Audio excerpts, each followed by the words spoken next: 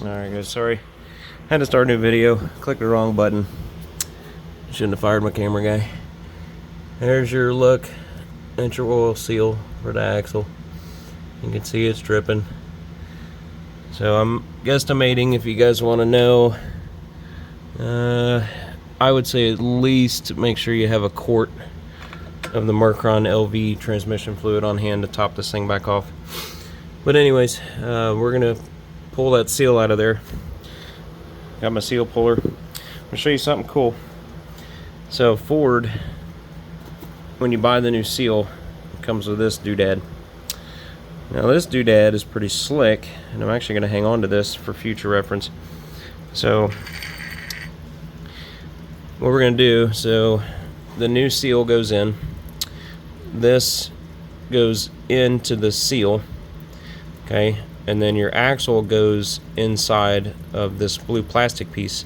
So this keeps you from nicking the rubber on this new seal when you put that end of the axle into it, helping you prevent the new seal from leaking in the future. So I thought that was pretty cool.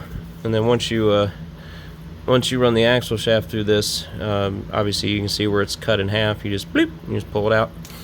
So pretty slick. So let's get the old seal out and we'll get her going. Alright guys, I got the new seal in. I got the old one out. Now let me show you how I did this to make quick work of it. Hang on tight guys. Oh. Okay, so hang on, I gotta find my axle puller. Ah, there it is. Okay, so axle puller, if you're using one of these, you can only go in one direction, and that's this way. You've got no fight in the game at this angle. So from this angle, I could get in there and pull and put pressure on the right side or the rearward side of that seal. Okay, so basically you go in through the center and you pull it like that. Okay, granted, yes, I know the seal is upside down, blah blah blah. Okay, anyways, in and pull, right? So I could pull on this side, can't pull on this side.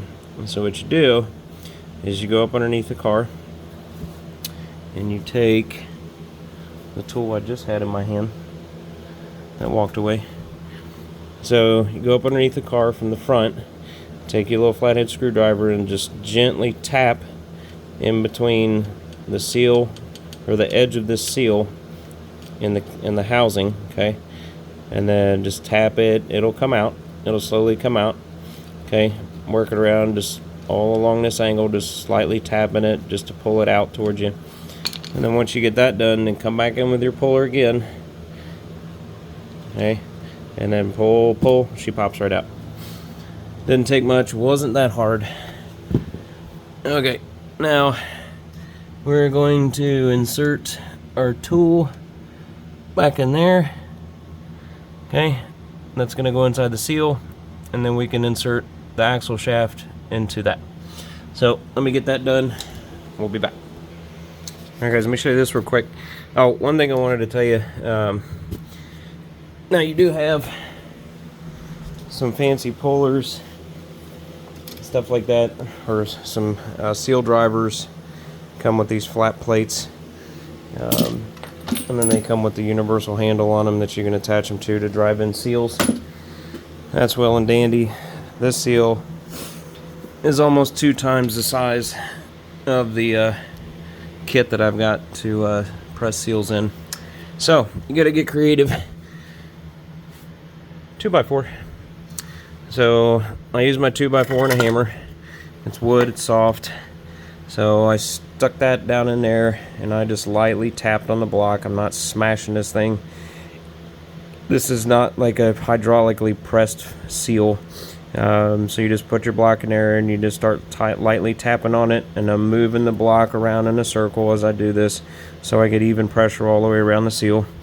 Probably took maybe, I don't know, 10 seconds or less of tapping on it to get the seal to fully seat. So It's not hard if you're having to smash on that thing to get it to see something's wrong. But anyway, so let me show you this blue tool, or a little protector they gave you here, because I've got the axle in. Let's see. Hang tight, guys. Let me get you in here. Okay, so can you see? So the axle shaft is in there. That blue plastic protector is in there. Okay. So now essentially all we have to do is go up and just pull that blue plastic piece out. And then once we pull that blue plastic piece out, we can push the axle in the rest of the way, and then we're ready to start putting this thing back together.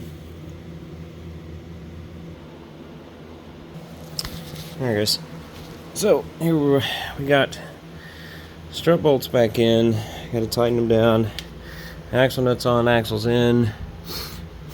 Let me show you a little trick on this tie rod.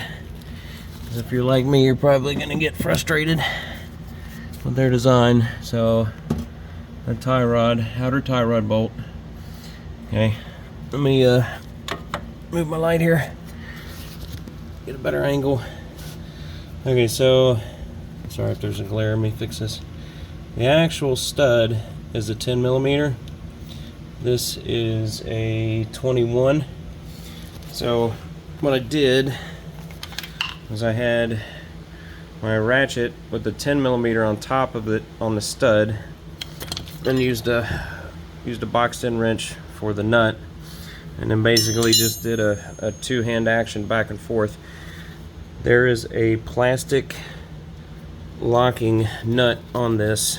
Let me show you while it's loose. Let's see if we can see this. See the I know you can't see it because it won't focus. There we go. See that orange color in there? That's a plastic locking retainer. Now, I did heat this up just a little bit with a propane torch, not MAP gas, which is hotter. So I did heat this up and I softened the plastic a little bit. It did make a world of difference for this thing coming on and off. So if you want to try that trick, if you want to use a little propane torch and just heat that nut up, we're not going to get it glowing red, we're just going to get it warm so that plastic gets soft, and it'll come out a lot easier. So I'm going to get these strut bolts tight. I'm going to get the axle bolt snug. We're not going to torque it down to the very end. Let me get the tie rod put on, and then we'll be back. Alright, so we got the strut bolts tight. My cam bolt is lined back up with the paint marks. The outer tie rod is tight. I've got the axle nut tight. I'll have to look up, guys. I'll get back with you on this. There is a torque spec for this axle nut. Honestly, every time I've done this car and other cars, I put the Ugga Dugga machine on full bore and let her eat for about 5 seconds, maybe less. I will check the torque once I get the wheel on it and put it back on the ground, so that way the wheel will hold this still while I torque that. But I just got to get the brakes on and we're good to go. I've got the hub cleaned up. I did shoot some paint in there to keep it from rusting. It's one of the worst things you can have is when these exposed threads on this axle rust and rot. Trying to reuse that axle in the future makes it difficult. But I just use a little Rust-Oleum black. Doesn't matter. You just want something there to at least keep it from rusting as quickly. It's going to rust regardless. This paint doesn't do a perfect job, but it helps. But anyway, so we'll get the brakes back on. I'm going to separate this video. I'll do a little quick video when I'm putting the brakes back on of some tricks I found out on the Fusion.